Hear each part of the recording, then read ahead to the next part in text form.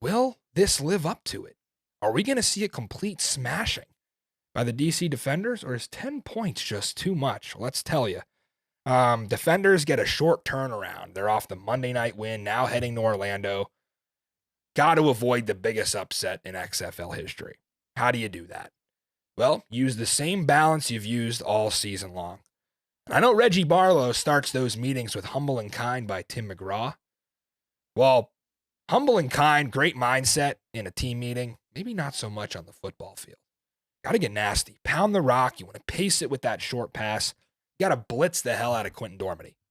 That's the winning formula.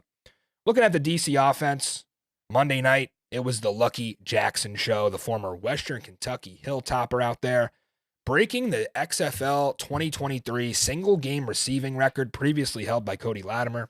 He had 124 in Week 5. Lucky Jackson goes over that, 136. Now the high bar, and he did it on 5 catches.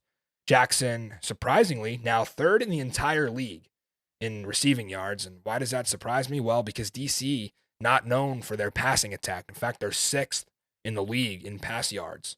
So Lucky Jackson balling out here, and it's pretty impressive. Abram Smith, what he was able to do, fell just short of 100 yards, really got going in the second half. Took his 100th carry of the season, now has 527 yards and 5 scores. That easily leads the league. Really good to have Rykel Armstead back. Thought he played well, even in short order. 8 touches for him, kind of rehabbing off that injury Monday night. He seems to be getting healthier. In fact, that's been the narrative for the entire DC offense. Think about the guys that were hurt. Between Armstead, Jazz Ferguson was on IR in training camp. Starting tight end Ethan Wolf was hurt. He's back now. And then up front, Mike Maietti, starting center. Ty Clary, one of the rotational guys, both back. So DC banged up at the beginning of the season, getting healthy right down the right time for this playoff run. Have to keep your fingers crossed that an injury bug doesn't bite, as it has in places like Houston, San Antonio, and maybe even Seattle. DeMarcus Hayes. Got to give Big 78 a shout out. He solidified himself as a great offensive tackle in this league. And this is a guy who did not start. Remember, Cody Conway was in that spot. He went down Week 2. Kyle Murphy has rotated between both tackle positions, but DeMarcus Hayes, one of 2 Georgia Bulldogs standouts on this team. He's got his guy on the other side of the ball. Quarterback nightmare, Davin Bellamy. Fred Keiss got to be your front runner for offensive coordinator of the year for what he's been able to do. And I love the soundbite Coach K gave to ESPN. Apparently, in the production meeting, ESPN asked Fred Keiss and Reggie Barlow if they were ready to go up against a legend in Wade Phillips. And Fred Keiss, witty as ever, responds, "Sure, but when we beat a legend, what does that make our head coach?"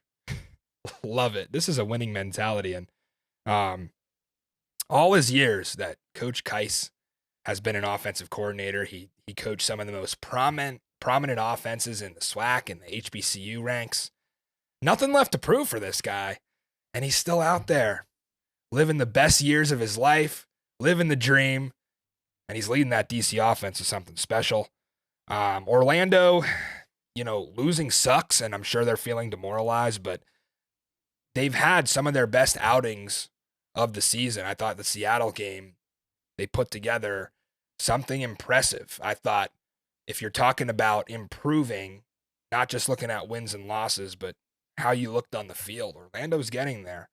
But it's just a tough spot because this is the last offense that you want to run up against if you're Orlando right now trying to get a win. Again, first in sacks allowed. That's not a good sign going against DC with Davin Bellamy and Reggie Northrup and those guys who have been just wrecking havoc in the front seven. Looking at the Orlando offense, I think they did play their best game of the season, as I mentioned, against Seattle. They had a 10-9 lead at halftime against what I think is a much better roster from a talent standpoint. Home again in Camping World Stadium on Saturday. Again, 90-degree temperatures to deal with. Devin Darrington, a very bright spot last week. What a run he had. Straight through the teeth of that Seattle defense, bouncing off guys. It wasn't any kind of play that was drawn up to get him in space. It was just simply run up the middle, and Darrington housed it. And I'm sure he won you guys some money if you played him in DFS. He was a super low salary. And I know in the DFS that I do, the guy who won the jackpot had Darrington on the roster. He had, 7 touches, 82 yards, and 2 scores last week. If the Guardians get behind, the trouble is they have to throw it. And Quentin Dormady did that 44 times against Seattle. I expect in this one, you're going to go down a couple scores. You probably have to do the same thing. 8 different guys caught passes for Orlando against Seattle. Dan Williams stood out to me a little bit. Remember, he was a former Tampa Bay Viper back in 2020. He signed with the Brahmas a few weeks ago, gets let go there, now picked up. He's with XFL Florida again. But the edge clearly is the DC defense. And Orlando Zook has given up a league-high 23 sacks. We saw what Greg Williams can do. Can you imagine how brutal this is going to be for the Orlando offensive line? I mean, it's just going to be all night. Quentin Dormady showing off his legs, but not the most mobile guy.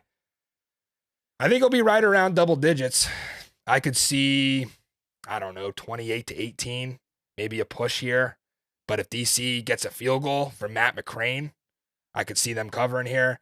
DC's been the pick for me all year. They're going to be again. And I think they'll get to 7-0 against the spread. Zook is going chalking as well as Mike. We don't really have to give you the picks for this one, guys. Zook, any thoughts on DC?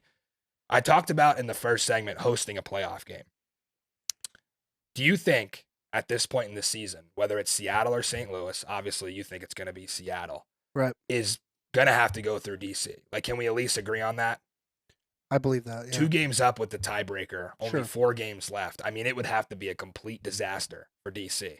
And it doesn't look like they're a team that is going to face some random adversity. I mean, anything could happen. Well, you're not gaining anything this week because they're playing Orlando. Right. So there's another week gone. It's a nice little scrimmage, though, trying to get some guys in there who might have to play down the stretch. Sure.